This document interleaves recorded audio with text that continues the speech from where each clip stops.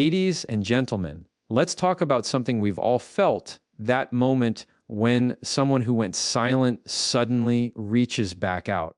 Your phone lights up, your mind races, and your emotions try to take the driver's seat. But today, I want to show you something different. I want to show you how to respond with clarity, not chaos, how to stay rooted in self, respect instead of reacting from insecurity, and how to use that moment not to chase validation, but to demonstrate confidence, boundaries, and emotional maturity. Because when she reaches out after silence, that moment isn't about her. It's about who you choose to be. Led with clarity, not emotion. When someone reaches out after a period of silence, your first instinct is almost never clarity. It's reaction. It's the rush of feelings that come up before your mind even has time to organize what they mean. You feel curiosity, confusion, maybe a little excitement, maybe a little sting. And in that moment, your emotions want to step up and take the microphone. They want to answer for you. They want to rush in, fill the gap, and react to the story your mind is already creating. But leading with emotion in these moments rarely guides you toward the outcome you actually want. It only guides you toward relief in the moment. Clarity is what allows you to slow everything down enough to decide if responding is even the right option, or what kind of response reflects the version of yourself you're trying to become. Clarity isn't cold. It isn't detached. It's controlled. It's the difference between speaking because you feel pressure and speaking because you made a choice. Clarity is the pause that reminds you that not every message deserves immediate attention. It's the mental deep breath that helps you separate how you feel from what the situation actually is. Because what you feel in the moment might be real, but it isn't always reliable. Emotions amplify everything. They exaggerate endings. They rewrite intentions. They turn a simple text into a complicated narrative. And if you respond from that place, you often end up giving power to the wrong thing and attention to the wrong person in the wrong way. When you lead with clarity, you begin by asking yourself questions that emotions don't want you to ask. Questions like, what do I actually want from this interaction? Does responding serve my peace or disrupt it? Am I replying because I'm curious, because I'm lonely, or because I genuinely believe there's something here worth revisiting? Clarity forces honesty, not about them, but about you. And that honesty cuts through the confusion that silence creates. Silence has a way of making you feel like you owe someone something. Clarity reminds you that you don't. Silence creates a vacuum where assumptions grow. Clarity brings you back to facts. Responding with clarity means you're not trying to read between the lines of why she reached out. You're not trying to decode motives or guess intentions. You're not trying to win, prove, impress, or perform. You're simply responding from a grounded place where you're aware of your emotional landscape without letting it drive the vehicle. You recognize the part of you that wants validation, but you don't let it speak for you. You notice the part of you that feels unsettled by the silence, but you don't let it craft your reply. You observe those pieces, but you choose your response based on your standards, your boundaries, and your current self-respect, not your momentary emotional turbulence. Leading with clarity also means you don't rush. There's power in not responding instantly, not because you're trying to play games, but because you're giving yourself the necessary space to recalibrate. Time doesn't just reveal truth from others, it reveals truth within yourself. By taking a moment to step back, you let your initial emotional surge settle, so your rational self can come forward. That shift alone allows you to craft a response that feels aligned with who you are, not who you were when your emotions were at their loudest. Clarity keeps you anchored. Instead of being pulled into a past dynamic or an emotional pattern, you decide the tone, the pace, and the boundaries of the interaction. You're not swept away by the history. You're not tempted by the comfort of old habits. You're not pressured by the fear of missing out or losing someone. You're standing in your present and responding according to the strength you've earned, not the emotions you're currently feeling. When clarity leads, your message becomes simple, direct, and steady. You say what you mean without over-explaining. You don't try to manipulate how you're perceived. You give an answer that respects your time, your values, and your emotional well-being. You don't let the return of someone else dictate the direction of your energy. Instead, you let your clarity decide whether this moment deserves a conversation, a boundary, or your silence in return. Leading with clarity creates a version of you that responds, not reacts. It builds a kind of inner steadiness that doesn't get shaken by unexpected messages or resurfaced connections. It turns confusion into direction and emotional noise into thoughtful choice. It teaches you that when someone shows back up, the real question isn't what do they want, but what do I want and what response reflects that best.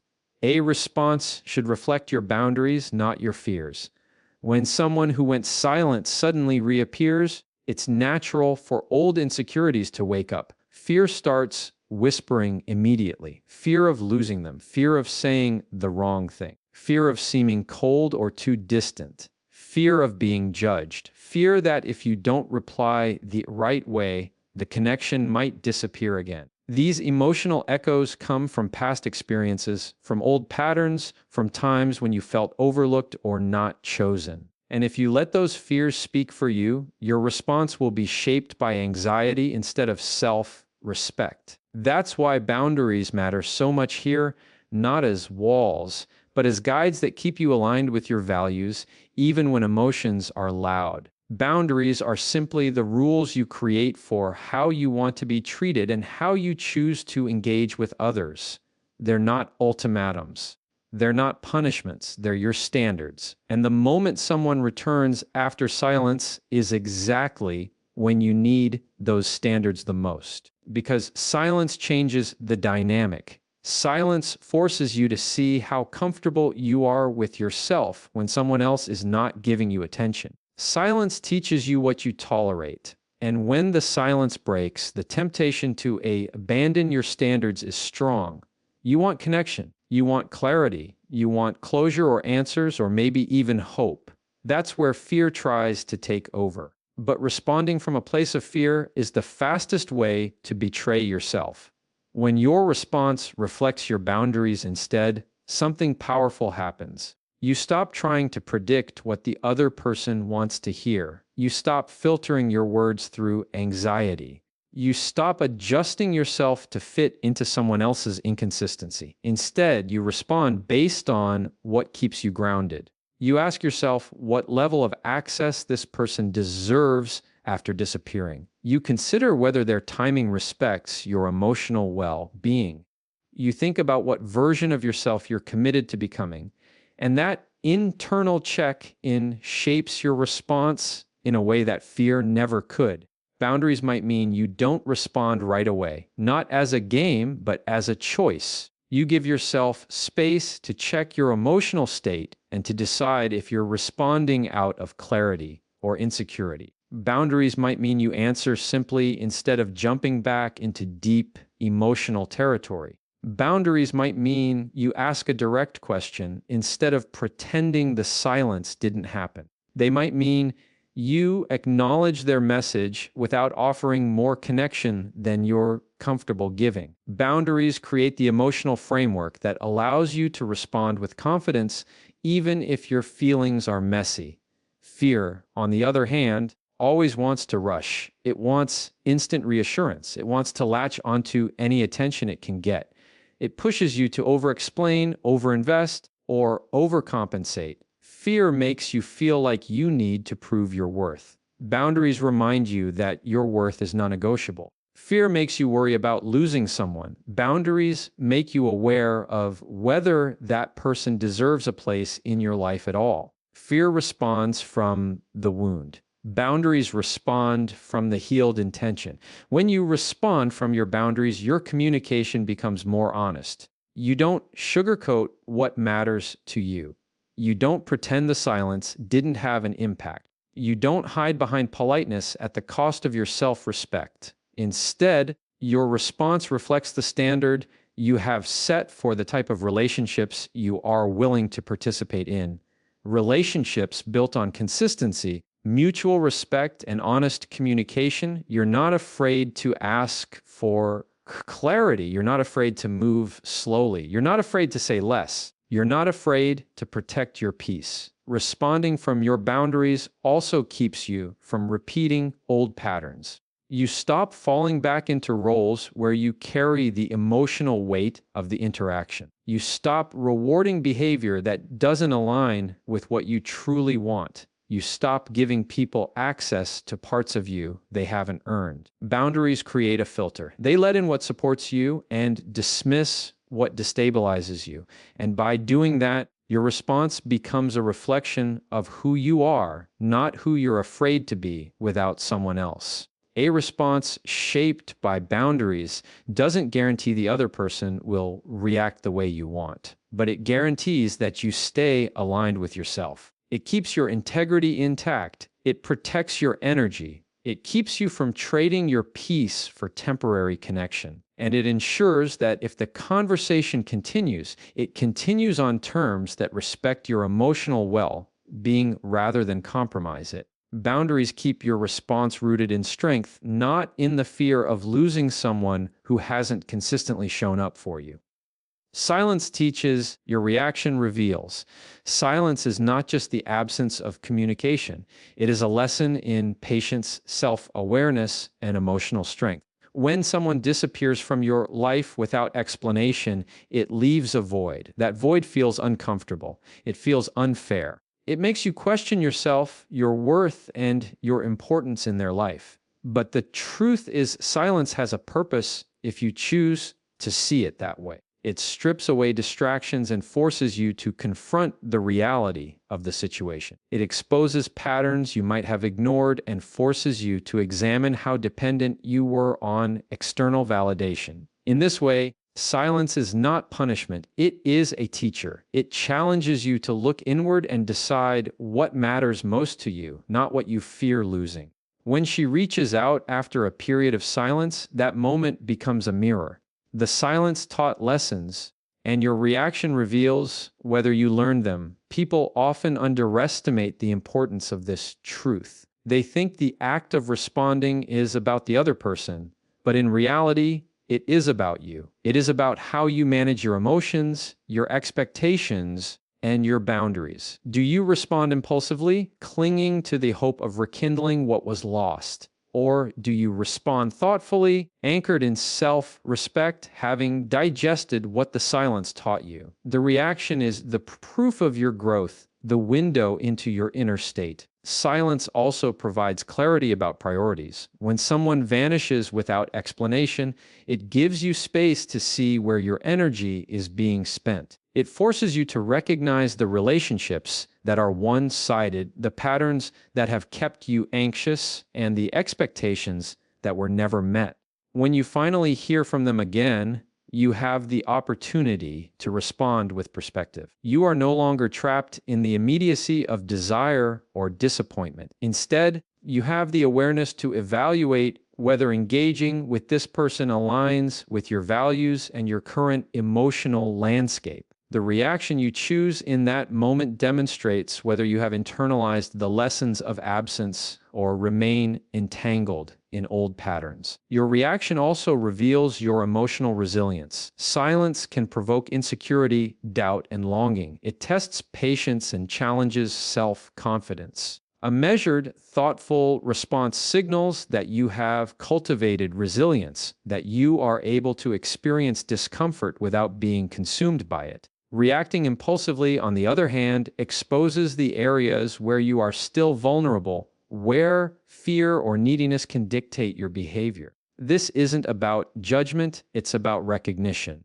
Recognizing that your response is an indicator of emotional growth empowers you to adjust your approach to relationships, communication, and self-respect. The moment she reaches out after silence also tests boundaries.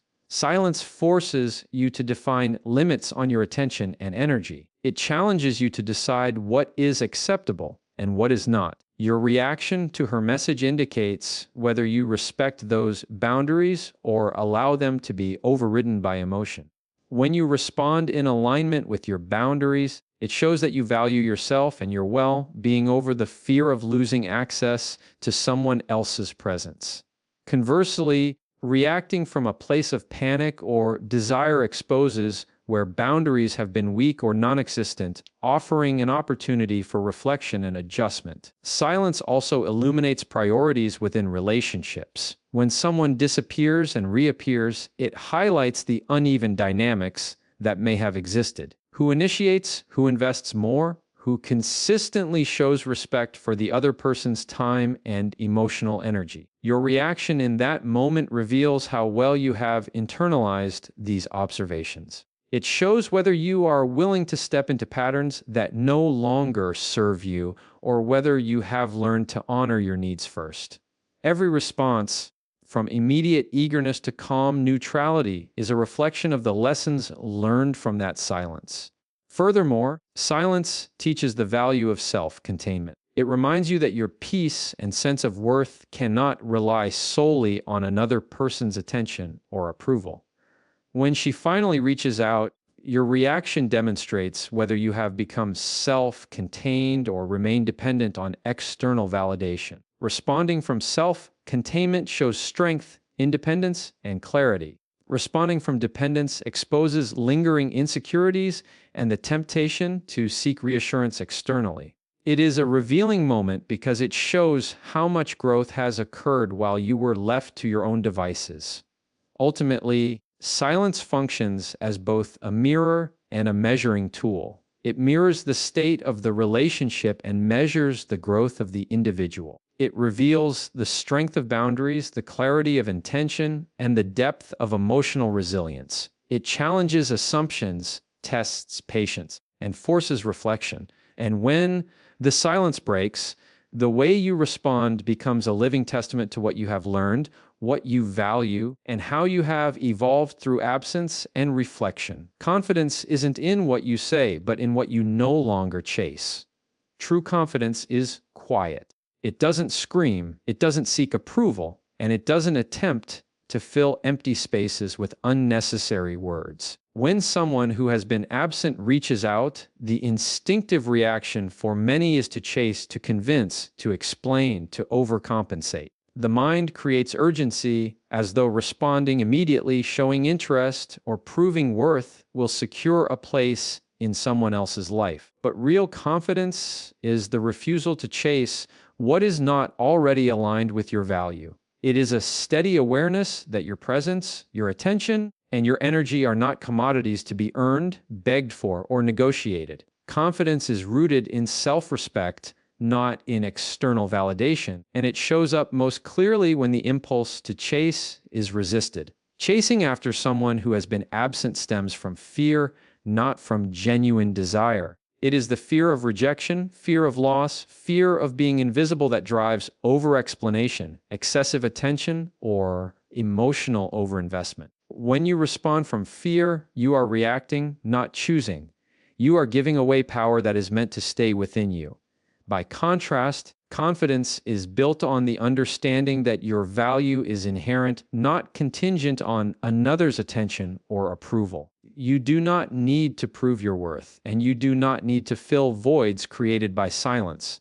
Confidence allows you to approach a conversation with composure, clarity, and control, knowing that your energy is precious and finite and should not be spent chasing what is uncertain or inconsistent. Confidence is also about timing and presence. When she reaches out, the decision of whether and how to respond is not dictated by urgency or desire, but by intention. A confident response does not rush to meet expectations. It is deliberate, measured, and thoughtful. It shows that you are aware of your boundaries and standards, and that your communication is an extension of your values rather than a reaction to someone else's behavior.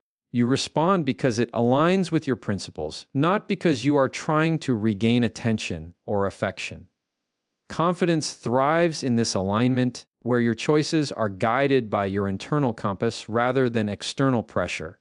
Furthermore, confidence manifests in emotional equilibrium. Silence often triggers emotional turbulence, doubt, anxiety, curiosity, or longing. A confident person recognizes these emotions, but does not allow them to dictate behavior. You might feel the pull to chase, to fill the gap, or to reestablish a connection on their terms, but you observe these feelings and make a conscious choice that prioritizes your dignity and self-respect. Confidence is the ability to feel the pull without surrendering to it, to acknowledge desire without compromising standards, and to engage only on terms that reflect your stability and strength. Chasing often comes from a scarcity mindset, the belief that opportunities, attention, or relationships are limited and must be seized at all costs. Confidence operates from abundance. It trusts that your worth, your energy, and your presence are valuable and that the right connections will align with you naturally without coercion or chasing. When you embody this mindset, your reaction to someone reaching out after silence changes completely. You are no longer scrambling to win back attention or affection. You respond or choose not to respond because it aligns with your self-defined priorities, not because the fear of absence is driving your choices. Confidence also shows in restraint. It is the ability to hold back information, to withhold over-communication, and to respect your own emotional economy. When you no longer chase, your responses become intentional rather than reactive. You communicate with precision, relevance, and clarity rather than over-explaining or seeking reassurance. Confidence allows you to leave space for respect and reciprocity. It ensures that your attention is given deliberately, not dispersed out of desperation. It demonstrates that you value your energy enough to invest it wisely, even when desire tempts you to act impulsively. Another crucial aspect of confidence is understanding that silence and absence are not reflections of your value. When someone disappears and later returns, the instinct to chase is fueled by a misconception that your presence is negotiable or that your attention must be earned. Confidence recognizes that your worth is not contingent on someone else's engagement. You are whole, complete, and sufficient on your own. You no longer chase because you understand that pursuit from fear or insecurity diminishes your power rather than enhances it. Real confidence is reflected in the calm, measured choices that honor your value while allowing space for others to match it, rather than forcing alignment through chasing. Finally, confidence is about consistency with self-respect. It is not about arrogance, detachment, or indifference. It is about showing up in every interaction in a way that reflects who you are and what you stand for. When she reaches out after silence, confidence allows you to respond in a manner that aligns with your principles without succumbing to old patterns of chasing, overinvesting, or over-explaining. It is the quiet strength that demonstrates control over your own narrative, your own time, and your own energy, revealing a person who is grounded, self-assured, and unwavering in the value they know they hold.